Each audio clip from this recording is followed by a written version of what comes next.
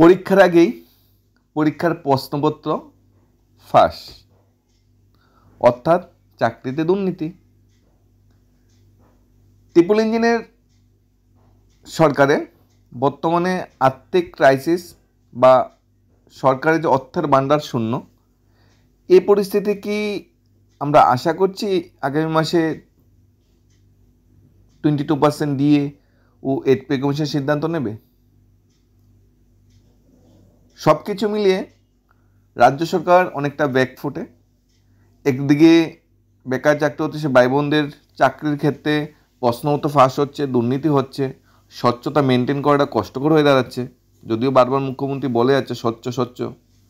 অপরদিকে কর্মচারীদের প্রাপ্য টাকা মিটিয়ে দেওয়ার জন্য সরকার যে অর্থের ভাণ্ডার সেটা শূন্য, সে টাকা কোথায় থেকে আসবে? মানে দুই দিকে কর্মচারী ও বেকার সাথে দুই দিকেই রাজ্য সরকার বর্তমানে ব্যাকফুটে। না বেকার চাকরি হচ্ছে ভাই বোনদের মন জয় করতে পারছে, না কর্মচারীদের মন জয় করতে পারছে। সব কিছু মিলে একটা বঞ্চনার পাহাড় তৈরি করছে। ডাবল ইঞ্জিন বা ট্রিপল ইঞ্জিনে সেটা অবশ্যই মানায় না। প্রশ্নপত্র ফাঁসের ঘটনাটা প্রথম আমরা দেখে নেব, পরে আমরা ট্রিপল ইঞ্জিনের ভাণ্ডার, অর্থের ভাণ্ডার যে শূন্য, সেই শূন্য ভাণ্ডারে কীভাবে সম্ভব ডিএ ও পে কমিশনের যাবতীয় কাজকর্ম শেষ করা, সেটা কিন্তু আলোচ্য বিষয়। প্রশ্নপত্র ফাঁস, নিয়োগ স্বাস্থ্য দপ্তরে। নিয়োগের প্রশ্নপত্র ফাঁসে অভিযোগ তুলে বৃহস্পতিবার স্বাস্থ্য দপ্তর অধিকর্তার কাছে ডেপুটেশন জমা দিল পরীক্ষার্থীদের এক প্রতিনিধি দল।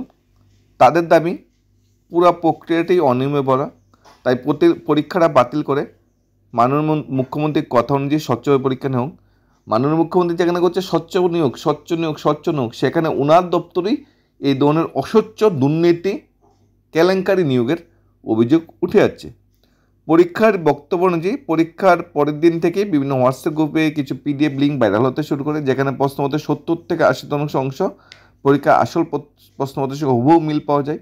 অথচ পরীক্ষা হলে প্রশ্নপত্র ফেরত নেওয়া হয়েছিল, এমনকি OMR কার্বন কপিও কেউ পায়নি, প্রশ্নপত্রও দেওয়া হয়নি, কার্বন কপিও কেউ পায়নি। তাহলে সে PDFগুলো কোথায় থেকে আসলো, যেখানে সেই হুবহু প্রশ্ন উত্তর মিলিয়ে একদম রেডি করা? তাহলে আগে থেকেই প্রশ্ন ফাঁস হয়ে গিয়েছে, সেই অভিযোগটা কিন্তু তুলেছে। তাহলে তাদের প্রশ্ন বাইরে এলে কোথায় থেকে? এই প্রশ্নের এখন উত্তাল রাজ্যের স্বাস্থ্য পরিষদ। পরীক্ষার্থীরা আরও অভিযোগ তুলেছে, অনেক প্রশ্ন ছিল অসম্পূর্ণ এবং ভুল বিকল্পযুক্ত। কিছু প্রার্থীকে একাধিক OMR শিট এলোমেলোভাবে দেওয়া হয়েছিল, যা একটি সরকারি পরীক্ষার মানদণ্ডের সঙ্গে একেবারেই বেমানান। তাদের যুক্তি, যদি প্রশ্নমতো কিছু অনলাইনে উৎস থেকে হুবহু দেওয়া হয়ে থাকে, তবে সেটি শুধু অবহেলা নয়, পরীক্ষার মান ও স্বচ্ছতার সরাসরি লঙ্ঘন। এই প্রেক্ষিতে তাদের দাবি, এখন পড়াশোনার মতো নিয়োগ প্রক্রিয়া অবিলম্বে যাতে ক্যান্সেল করে নতুন যাতে পরীক্ষা নয়। এই বিষয়ে সবাই দাবি জানিয়ে আসছে। কেন প্রশ্নপত্র পরীক্ষাকে ফাঁস হবে সেটা কিন্তু কোশ্চেন। TTDSির এরিয়াতেও গত বছর যে কোশ্চেনপত্র ফাঁসের অভিযোগ উঠে এসেছিল জেরক্স দোকান থেকে, যদিও পরে আবার পরীক্ষা নেওয়া হয়েছিল, কিন্তু আজ পর্যন্ত সাব জোনাল ডেভেলপমেন্ট বা যে ডেপুটি যে পোস্ট ছিল, সেই পোস্টটা আজ পর্যন্ত নিয়োগ হয়নি। আদৌ নিয়োগ হবে কিনা TTDC নিজেও কিন্তু বলতে পারছে না। এই প্রশ্নপত্র ফাঁসের অভিযোগ আছে নতুন নয়, ত্রিপুরার ইতিহাসে আরও 1-2বার এরকম হয়েছে। এখন দেখার বিষয়, যেই দপ্তরের মন্ত্রী মাননীয় মুখ্যমন্ত্রী, যিনি স্বচ্ছতার একটা পুরো মন্দির তৈরি করে রেখেছে, প্রত্যেকটা চাকরিতে স্বচ্ছতার একটা গল্প বা স্বচ্ছতার একটা বাস্তব চিত্র তুলে ধরা হচ্ছে। সেই বাস্তব চিত্রে ওনার দপ্তরে যে প্রশ্নপত্র ফাঁসে অভিযোগটা তুলেছে চাকরি হতে ভাই বোনরা, সেটা উনি তদন্ত করে কিভাবে সঠিক একটা উত্তর দেয়, সেটা কিন্তু দেখার বিষয়, বিবেচ্য বিষয়।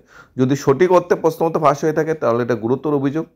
এটা কিন্তু মাননীয় মুখ্যমন্ত্রী এটা করা অ্যাকশন নেওয়ার দরকার, কারণ মাননীয় মুখ্যমন্ত্রী কিন্তু স্বচ্ছতা খুব ভালোভাবে মেনটেন করছে, কিন্তু কিছু লোক আছে দপ্তরে যারা মাননীয় মুখ্যমন্ত্রীর ইমেজকে নষ্ট করার চেষ্টা করছে, এবং এই ধরনের কাজগুলো করে নিজে বাঁ হাতে নিজে পিছের দরজা দিয়ে অর্থ কামে নিজে লাখ করোড়পতি হওয়ার চেষ্টা করছে।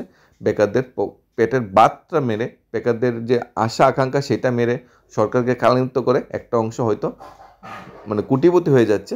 সেটা অবশ্যই মাননীয় মুখ্যমন্ত্রী দেখা দরকার এবং সঠিক তদন্ত করা দরকার। এরপরে যে নিউজটা উঠে এসেছে, বলা হচ্ছে ট্রিপল ইঞ্জিন শূন্য। ট্রিপল ইঞ্জিনে দেখা দিয়েছে দারুণ অর্থ সংকট, বর্তমানে দারুণ অর্থ সংকট দেখা গিয়েছে ট্রিপল ইঞ্জিনে। বিকাশের ঠেলাঠেলি রাজ্যে দুর্নীতিতে ভরে গেছে বিকাশের একাংশ কাণ্ডারিরা, যারা বিকাশ করছে, বিকাশের ঠেলা বলছে এক ত্রিপুরা শ্রেষ্ঠ ত্রিপুরা, তাদেরই একটা অংশ দুর্নীতিতে ভরে গেছে। জনতাকে প্রভাবিত করতে ডাবল ইঞ্জিনকে বাড়িয়ে ট্রিপল ইঞ্জিনও চলে আসছে। যেরকম বিভিন্ন মিউনিসিপ্যাল কাউন্সিল, যেমন আগরতলা কী চলছে, ট্রিপল ইঞ্জিন। কেন ট্রিপল ইঞ্জিন? কারণ আগরতলা যে মিউনিসিপ্যাল কর্পোরেশন, সেখানে বিজেপি সরকার, ত্রিপুরা বিজেপি সরকার, সেন্ট্রালে বিজেপি সরকার, টিটিডিসি এরিয়াতে বলা যায় বিশাল করে মিউনিসিপ্যাল, মানে প্রত্যেকটা জায়গাতে বর্তমানে ট্রিপল ইঞ্জিন সরকার চলছে। ট্রিপল ইঞ্জিন সরকার চলার পরও কেন অর্থের এত ক্রাইসিস, কেন ডাবল ইঞ্জিন ট্রিপল ইঞ্জিন অর্থের ক্রাইসিসটা দূর করতে পারছে না? এমন কি করেছে প্রতিনিধিরা, এমন কি বিকাশ করেছে যে অর্থমন্ত্রের অর্থ সব খালিয়ে গিয়েছে? বিকাশটা কোথায় হয়েছে সেটা কি নক্ষত্রদর্পণে প্রকাশ করা যাবে, নাকি বিকাশের ঠেলাঠেলিতে দুর্নীতির আতুরঘর পরিণত হচ্ছে, সেটা কিন্তু সবচেয়ে বড় বিষয়। কিন্তু বর্তমানে বাদ প্রশাসনে ত্রিপুরা রাজ্যে আসছে না অর্থ, সেন্ট্রাল থেকে সেই পরিমাণ অর্থে আসছে না। রাজ্যে বিভিন্ন দপ্তরে শূন্য হয়ে আছে অর্থের ভাণ্ডার, যার জন্য নতুন নিয়োগ বন্ধ হয়ে আছে, যার জন্য কর্মচারীদের প্রাপ্য যে ডিএ 22% ডিএ প্রাপ্য সেটা দেওয়া সম্ভব হচ্ছে না, যার জন্য কর্মচারীদের 8 পে কমিশনের ঘোষণা সেটা করা সম্ভব হচ্ছে না। অর্থাৎ অর্থের একটা বিরাট বড় ক্রাইসিস সৃষ্টি হচ্ছে। এটা হয়তো দিনে দিনে একদিনে সৃষ্টি হয়নি, এটা তো অনেকটা দিনে দিনে দিনে দিনে ধাপে ধাপে সৃষ্টি হয়েছে। হয়তো অর্থের যে ক্রাইসিসটা, সেটা হয়তো অর্থের যে লেনদেন বা অর্থের যে প্রবাহটা, সেটা হয়তো ঘুরিয়ে পিছিয়ে হয়তো অন্য খাতে খরচ করা হয়েছে, হয়তো বা বিকাশে প্রচুর পরিমাণ বিকাশ হয়ে গেছে, সেটাই কিন্তু সবচেয়ে বড়। আমরা যখন বাজেট দেখি, বাজেটে যখন আমরা দেখতে পাই, দেখা যায় প্রতি বছরই বাজেটে কোটি কোটি টাকা অব্যয়িত অবস্থায় থাকে। যদি বাজেটে কোটি কোটি টাকা অব্যয়িত অবস্থায় থাকে, ব্যয় করা মানে করা যায় না, এরকম যদি হাতে টাকা থাকে, তাহলে অর্থের ক্রাইসিসটা কোথায় সেটা বলা যাচ্ছে না। অর্থাৎ কাগজপত্রে টাকা আছে, অর্থ আছে, কিন্তু বাস্তবে ভাণ্ডারে শূন্য। তাহলে সে অর্থ কোথায় গেল সেটা কোশ্চেন। সেন্ট্রাল থেকে বারবার মাত্তন মুখ্যমন্ত্রী থেকে বর্তমান মুখ্যমন্ত্রী সেন্ট্রালে বারবার দৌড়াদৌড়ি করে প্রচুর পরিমাণ অর্থ আনছে ত্রিপুরার জন্য। বারবার তারা নিজেরাই বলছে সাংবাদিকদের প্রশ্ন উত্তরে 22,000 কোটি টাকা, 10,000 কোটি টাকা সেন্ট্রাল থেকে আসছে।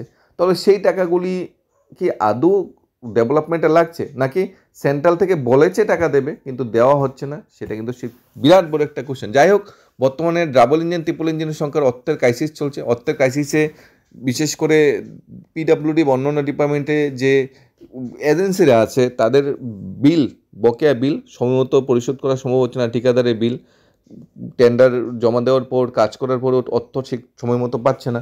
কর্মচারীরা সময় মতো তাদের প্রাপ্য অধিকার পাচ্ছে না। বেকার চাকরি হচ্ছে, ভাই বোনরা চাকরির জন্য বছর কি বছর ওয়েট করছে। সেটা কিন্তু ডাবল ইঞ্জিন বা ট্রিপল ইঞ্জিনের সরকারের কাম্য নয়। সেটা কিন্তু একটা আলোচ্য বিবেচ্য বিষয়। এখন দেখার বিষয়, সেন্ট্রালে মাননীয় মুখ্যমন্ত্রী গিয়েছে, সেন্ট্রাল থেকে কি আবার ফান্ড আসবে, নাকি কাগজে তুমি বা মুখে বলবে ফান্ড এসেছে, ফান্ড আসবে না, নাকি ফান্ড আসার পর সেটা খরচ হয়ে যাবে বিকাশের জন্য, সেটা ডেভেলপমেন্টের জন্য খরচ হয়ে যাবে, যেটা হয়তো চোখে দেখতে পাওয়া নাও যেতে পারে। সেটা কিন্তু সবচেয়ে বড় বিষয়, যে সেন্ট্রাল থেকে ফান্ড যদি সঠিক টাইমে ঠিকঠাকভাবে আসে, ডাবল ইঞ্জিন যদি সেন্ট্রালের ফান্ডের সঠিক টাইমে ঠিকঠাকভাবে খরচ করে, তাহলে কেন কর্মচারী ও বেকার বঞ্চনা ত্রিপুরাতে রয়ে গেছে সেটা কিন্তু মাননীয় মুখ্যমন্ত্রী অবশ্যই দেখতে হবে। বর্তমানে মাননীয় মুখ্যমন্ত্রীর যে ইমেজটা আরেকটু ডেভেলপড হবে, আরেকটু উপর দিকে যাবে। যখন কর্মচারীরা প্রাপ্য অধিকার পাবে, বেকার চাকরি হচ্ছে বৈমনটা প্রাপ্য অধিকার পাবে, তখন ত্রিপুরা ডেভেলপমেন্টটা আরেকটু হবে। শুধু মুখের কথা বা তথ্য বিশ্লেষণ করেই কিন্তু কর্মচারী বেকাররা খুশি হবে না। সবাই বাস্তবে গ্রাউন্ড জিরোতে সবাই একটা নেসেসারি স্টেপ চাই, যে হ্যাঁ, চাকরি প্রসেসগুলো কমপ্লিট হবে, নতুন চাকরি অ্যাডভার্টাইজমেন্ট আছে, কর্মচারীর স্বার্থে কর্মচারীদের যে দিয়ে সেটা মিটিয়ে দেওয়া হচ্ছে, এই ধরনের একটা কড়া স্টেপ, কড়া অ্যাকশান চাই। হয়তো তখনই কর্মচারী বা বেকার চাকরি ভাই বোনদের মধ্যে মুখ্যমন্ত্রীর বিষয়ে আরেকটু পজিটিভনেস, আরেকটু ভালো মানে ছবি তৈরি হবে। যতক্ষণ না পর্যন্ত এই বঞ্চনাগুলি দূর হচ্ছে, ততক্ষণ পর্যন্ত কোশ্চেন থাকবেই যে ডাবল ইঞ্জিন এর বেনিফিট আদৌ কি ত্রিপুরা যে জনগণ, ত্রিপুরা কর্মচারী ও বেকাররা পেয়েছে। এখন চাকরির প্রশ্নগত ফাঁসের অভিযোগটা মাননীয় মুখ্যমন্ত্রী অবশ্যই তদন্ত করা দরকার, এবং অর্থশূন্য যে বিষয়টা, অবশ্যই ত্রিপুরা অর্থনীতিবিদ যারা দপ্তর চালাচ্ছে, তাদের অবশ্যই অর্থনীতির দিক দিয়ে একটু বিচার বিশ্লেষণ করা দরকার, যে ফান্ডের যে ফ্লোটা কীভাবে হচ্ছে, ফান্ডটা আসার পর কোথায় যাচ্ছে, কেন ফান্ডের ক্রাইসিস সৃষ্টি হবে। এরকম ডাবল ইঞ্জিনে সরকারের অবশ্যই কাম্য নয়। তাই সেটা একটা সঠিক পদক্ষেপ, সঠিক রাস্তা অবশ্যই আনা দরকার, যাতে বিকাশটাও চোখে পড়ে এবং বিকাশের সাথে সাথে কর্মচারী বা বেকার চাকরির ভাই বোনদের জন্য যে ডিসিশনগুলো নিয়েছে সেটি কার্যকর হয় সেটাও চোখে পড়ে, যাতে সমস্ত জনগণ খুশিতে থাকতে পারে এবং বর্তমান মুখ্যমন্ত্রীকে ধন্যবাদ জানাতে পারে যে আমরা একজন শ্রেষ্ঠ মুখ্যমন্ত্রী পেয়েছি। এই হলো ডাবল ইঞ্জিন, এই হলো ডাবল ইঞ্জিনের বেনিফিট। ধন্যবাদ।